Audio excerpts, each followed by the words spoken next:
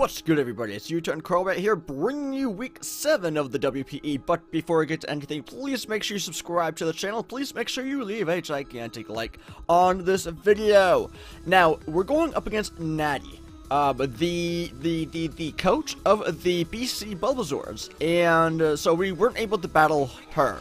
We battled her assistant coach. But I'm gonna go through her roster because you're going to notice that she has some very powerful Pokemon. She has a Tapu Lele, Scizor, Kommo-o, Galvantula, Gastrodon, Electros, Kyurem, Regirock, Pyroar, Serena, Celebi. Now that Tapu Lele is obviously a problem because, well, it's a Tapu Lele. It's just pure power. If that Scizor was to potentially set up, we could be in a bad situation. If it has a if it's a defogger, then it's fine. But the Kommo-o, I wasn't really part of the team building because I already made an update video about how I'm working a ton. But in my honest opinion, I didn't really think the Kommo-o would come. I thought potentially the Galvantula would show up. Yeah, we do have the Nidoqueen, but Galvantula could have work around the Nidoqueen, switch in. I mean, he has a Gastrodon too, which I kind of figured he was going to bring. Electros, I wasn't really sure. To me, Electros was kind of up in the air, but it would have been a great bring nonetheless because it can Volt Switch, it can knock off, it can really do a ton of things. Kyurem, I figured was going to come. Regirock, to me, was kind of up in the air. Pyroar, I wasn't really sure, but Serena, I didn't think was going to show up. Celebi, I kind of thought could because it could set up the rocks and everything. But looking at our team now, we are bringing the Gentide, the Reuniclus, holding the Assault Vest, Regenerator, Psyshock, Shadow Ball, HP Fire, Future Sight, and Bold. Really, Gentide is just there to sponge hits and hit back. He had no dark types on his team, so using Future Sight was a great way to get massive damage in psychic terrain because we were predicting him to bring the Lele. And next up, we do have Asuka, the Weavile, which, you know, is more or less just a self-explanatory set. It's going to outspeed his entire roster and his entire team of 6 who he did bring, barring Scarfers, and obviously it's a great revenge killer because of the Sash. We do have Knockoff, Icicle Crash, SD, Low Kick. I don't even think I went through Gentide's EVs, but I'll get to those in a second. But 60 HP, 252 in attack, 196 in speed, and Adamant Nature. I was really hoping that we could potentially get Weavile in for free and set up an SD, because we do have that Sash. So I was really hoping that Weavile could potentially just be a late game sweeper. Because we do have, you're going to see momentarily, we do have Hitmonlee. So I was really hoping that either one of the two would be a great late game revenge killer. But I'm going to go back to Gentide here because I do want to go over the EVs. But Gentide has 252 HP, 76 in defense, 180 in SPDF. And next up we do have Arcanine. Balor the Arcanine, holding the lefties with Will-O-Wisp, Morning Sun, and Flare Blitz close combat, 252 HP, 100 SPDF, and 156 in speed. It does have a jolly nature. Now, Arcanine was a great fairy resistive Lele who was locked into Moonblast. It also shut down Scizor. Flare Blitz and CC covered his team pretty well. Will-O-Wisp was nice for physical attackers and wearing down Mons for late game.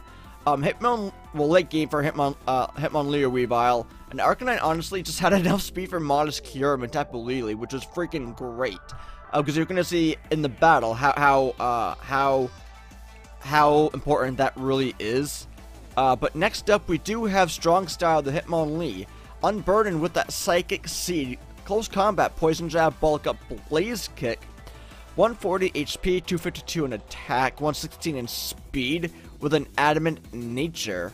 Now for Hitmonlee, if Hitmonlee outsped Scarf Lele after the Unbooted boost, it might not have outsped his Scarf Pyroar had he bring it, if he decided to bring it, but he wasn't to know that, you know, we had a Scarf in the battle. CC and Poison Jab were really the only necessary attacks. Blaze Kick, Oko, Scizor, whereas CC doesn't. Bulk Up was just kind of thrown on there just in case that there was a chance to set up, which would have been amazing if there was. You're going to see if there is or not.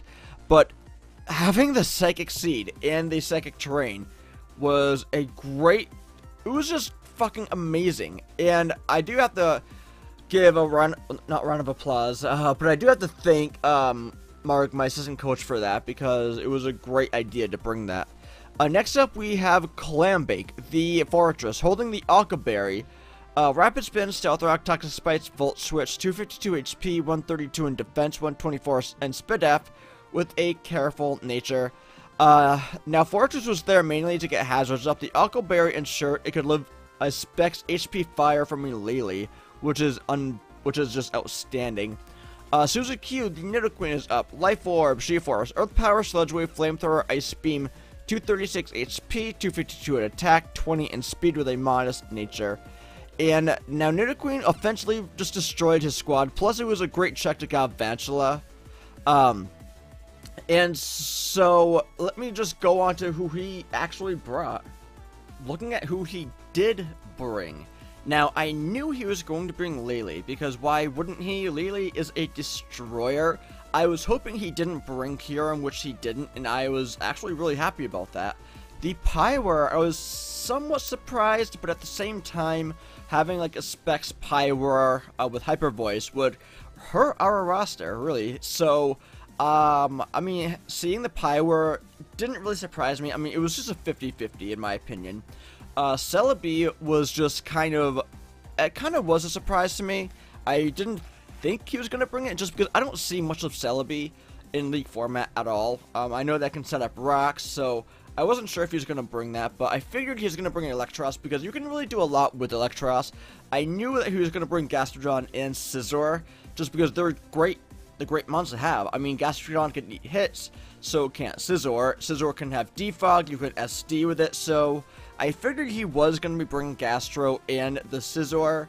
But like I mentioned, really the Celebi and the Pyro were just kind of up in the air and the 50-50, and this honestly was a great battle, as you're going to see here in a second, so I'm not going to waste any of your time. Let's just get into the battle. So I'm going to lead out Nidoqueen because there was really a 50-50 chance there. I could have either led Fortress or led Nidoqueen, and I wasn't really sure if he was going to be leading Gastro or not. I didn't really think he was going to, in all honesty, but obviously I'm going to switch out because I cannot afford to have Nidoqueen take a Scald. Luckily, Gentai is the regenerator of sorts, so even if he does get burned, which he does, I can switch out and we can regain all the HP, so it doesn't really bother me too much. But I'm going into Balor predicting him to switch because I know for a fact he does not want his Gastrodon taking any unnecessary damage. I'm going for a Willow because one of two things. One, if he was going to switch, then I would have got residual damage on anyone, but at the same time I wanted just Electros to get Willowed because I wanted residual damage on that thing. Any damage is good damage, right? But now I'm facing the Tapu Lele, which is a monster because I cannot afford to have any of my Pokemon really get hit with a Psyshock. But the fact is, I don't have a switch in at all to Tapu Lele, and unfortunately he gets a crit. So, and that plus the burn damage is really unfortunate. I have to try playing around with this thing, honestly, because I don't have a switch in. I do not have a switch in, and it really sucks. Luckily, though, Clambake does pack that, I think was a Colbur Berry. I already forget. Akaberry, there it is. He does pack the Akaberry, so that's a plus, because now I can sack Clambake off later if I need to, and I was able to get my Toxic Spikes up, which is a plus, because if we can poison that Gastrodon, then that's going to be amazing, because I planned on sweeping with Hitmonlee later in the battle, so if I could poison and just weaken the Gastrodon, then that would be huge for Hitmonlee later on. But I'm going to sack Clambake off right now because honestly, I just need a free switch in. I need to try scaring this Tapu Lele out because at this point, it was really wrecking shop on my team, and it's not too good at all. we didn't really have much for Tapu Lele, and seeing him bring this disastrous Pokemon just really sucks. But I'm going to Morning Sun because I figured I could take one Shadow Ball or one Psyshock, and I wanted to see what he was going to do, so I kind of predicted him to either go for one of those two moves or switch out, so I wanted to go for a Morning Sun to get some more HP back, and I figured a knockoff was coming my way. I didn't really have any Pokemon that I wanted to switch into a knockoff, but Suzuki was really my main choice. Losing the Life Orb is big, as you're going to see right here, because I'm going to be going for a Sludge Wave, and that normally would have OHKO'd the Celebi, but because I don't have that Life Orb anymore, it's not going to OHKO at all. I mean, the good thing about that is we did get Celebi weak enough where it's not going to be able to switch in too much because it's going to be on a timer with a Toxic. So that's a plus. I could have easily predicted him to go for a Stealth Rock and went for another Sludge Wave, but at the same time, had he not gone for a Stealth Rock and went for, I don't even know what Celebi really does, a Seed Flare? I really have no idea. That would have hurt Nidoqueen, and the reason why I'm going for a Morning Sun right there is only because I didn't think I was going to outspeed. What I wanted to happen was Celebi go for a U-turn, hit me, then I go for a Morning Sun, but I didn't think I was going to outspeed, so that's the only reason. But Gastrodon is now facing Arcanine, and that's a problem. I don't want Balor taking a Scald or anything. I'm switching and going into Gentai, because I know that I can take a Scald because I took one before. He's going to double, though, and go into Scizor, which, one, is a problem, but at the same time, we do have Arcanine, which is at full HP, which I can intimidate, and I can scare the Scizor out, which is huge. He had Tapu Lele, which is a problem, and he packs that Scizor, which is a problem. Because that Scizor could have went for a Swords Dance, he could have went for really anything. But the fact that he went for a Defog kind of makes me feel a little bit better, because it means that he's a defensive Scizor, meaning it's not going to really hit as hard. But later on in the battle, you will see that he is in fact adamant, which is also a problem.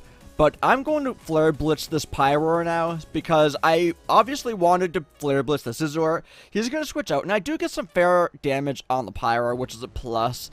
But I know for a fact that I can take one Hyper Voice. I wasn't sure if this thing was going to be Specs or Scarfed, but Balor is on the special defensive side, so I really wanted to predict and see if this thing was going to be Specs or Scarfed, and looking at that damage, I know for a fact that he is Scarfed and not Specs, which is huge, because none of my teammates really want to get hit with a Specs Hyper Voice. That really would have hurt. I mean, Gentai can take at least one, maybe two even, Hyper Voices, and I can kind of work around that, but the fact is that Gentai and really Arcanine can somewhat, quote-unquote, handle the Hyper Voice. Now, I do pack the Future Sight, like I mentioned earlier on, because when we're in Psychic Terrain, Future Sight is going to hit a lot harder. And now that I saw that Mirror Coat, I really cannot afford to attack this Gastrodon with any of my attacks. But the reason why I am in fact attacking is because he had to have gone for a Recover. From the range Gastrodon was at, he had to have gone for a Recover. He either would have let his Gastrodon die from the Toxic or just die from the Shadow Ball, but he had to have gone for the Recover. So during this time, I'm just kind of playing around with him going for either the Mirror Coat or the Recovers, but because he is in fact on a timer, I'm more so leaning towards him always going for Recover. He does not want to lose Gastrodon. He's trying to preserve a good differential, so that is one reason why I figured he was just going to keep going for Recovers. I'm going for another Future Sight because no one on his team wants to get hit with that. Even without the Psychic Terrain, Future Sight is going to hurt relatively hard, so that's fine.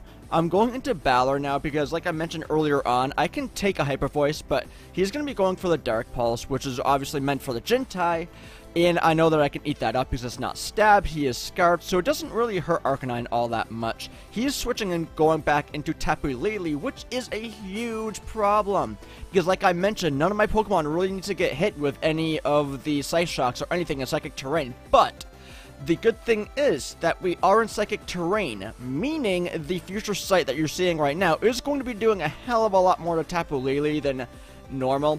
So that was a huge plus on our side, because now we got major damage on this Tapu Lele, meaning it's still a problem, but it's not at full, so that's not that bad. And if you keep a close eye, you will see all these crits. He didn't get a crit on Gentai right there, but if you pay close enough attention, you will see that he does get about 4 or 5 crits throughout this freaking battle. Shadow Ball was obviously meant for the Tapu Lele. He's going to switch out, go into Scissor, which isn't that big of a deal. It is a big deal, but at the same time, at least I got some chip damage on Scizor, and I knew that I could live at least one Shadow Ball or at least one Psyshock, and I figured going into Hitmonlee right now, my Psychic Seed is going to pop, meaning I now have the Unburden boost, and I also have the, my special defense did rise. So that's huge, and I'm hoping to sweep right now. I'm going for a Poison Jab, and sadly enough, I was not preparing for the Psychic Terrain to really end right now, which is really, it just sucks so much because I lose all that momentum for one, and I can't sweep at all. I went for the Poison Jab on Tapu Lele because it's a freaking Tapu Lele. I had to go for what was right in front of me. I guess I could have predicted him to switch, but I didn't think he was going to. So, I mean, yeah, my bad. But I'm going to go out into Arcanine, intimidate the Scizor, because I know that I can take a Bullet Punch, and he had to have gone for a Bullet Punch. Honestly, he had to have gone for a Bullet Punch, because Hitmonlee does not have any good physical defense at all. And we still would have outsped, so he had to have gone for a Bullet Punch, take out Hitmonlee, so that's why I switched out, because I knew that Arcanine could take that. I'm switching, and I'm going into Suzuki, because right now, I know that I can take a knockoff Flamethrower, whatever this thing wants to do. I figured he was going to, like, predict, what, Weavile to come in or something, that's why he's going for a Flamethrower. But I am going to go for a massive Sludge Wave, which is going to do a fair amount of damage to this Electros, which is huge. Unfortunately, this Electros does have some special attack investment because the Flamethrower is doing a little bit more than what I wanted it to. I'm predicting him to switch out right now. That was a hard read, but I predicted right, and I'm going to shoot off a powerful Flamethrower, thus eliminating this Scizor from battle. That was a hard read, something that I potentially didn't really have to make, but at the same time, I saw that he was trying to preserve his differential, so I figured he was going to be switching and going into anyone that could take that Sludge Wave, and then I would have been screwed. But I'm switching out, and I'm going to go into Asuka, the Weavile, because one, I can outspeed the rest of his teammates, and at the same time, I know that I'm Sash, and I can take a Shadow Ball, and I can just go for knockoffs at this point. It doesn't really matter too much, but I'm just going to go for a knockoff.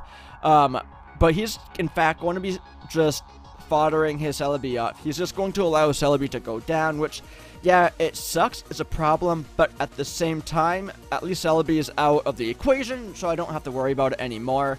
But this is a Scarf Pyro if I ever saw one. He's going Pyro versus Weavile now. Obviously, I need to switch, go into Gentai, because I'm not going to allow Weavile to get hit with a freaking Hyper Voice. That potentially would have killed Weavile, and then we would have been in a worse situation.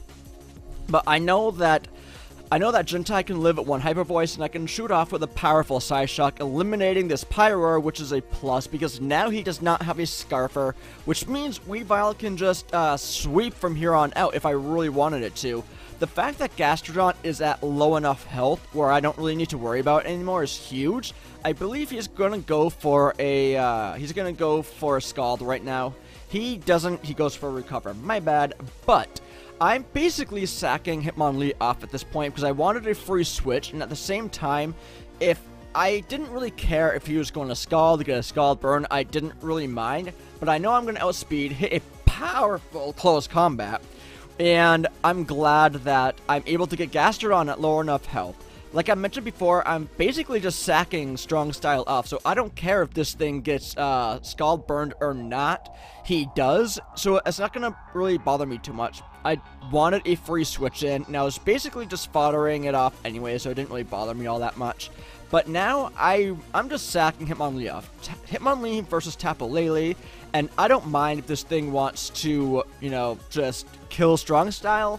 I'm predicting that to be an HP Fire, because predicting Weavile to come in would have made sense. But now Weavile can outspeed the rest of his team because he only has 2 Mons left. Knockoff is going to get rid of the Lele. That was a crit. It didn't really matter. He's going to now go into the Electros. Weavile is going to take that out. But I do want to throw this out there that that Mark, my assistant coach, my team builder, rather, he predicted our opponent, Chase, to bring the Twisted Spoon on Tapu Lele. So that was just freaking amazing. And after the battle, I immediately had to go run to Mark and just tell him that he did in fact bring the Twisted Spoon. So that was really, really cool. But that hard read, me predicting him to switch into the Scizor when I went for the Flamethrower, was maybe I didn't really need to make a hard read like that, but I saw how much he was switching out, and I did see how much he was trying to, how bad he was trying to preserve his differential, so I figured at that point in time he was going to be switching into Scizor, so that's why I did that. But yeah, I hope you guys enjoy this battle. I feel like I definitely played very well in this battle. Let me know what you guys think down in the comments, but I'm going to get the hell out of here. I hope all of you have a great day, and I'll catch all of you all on the flip side.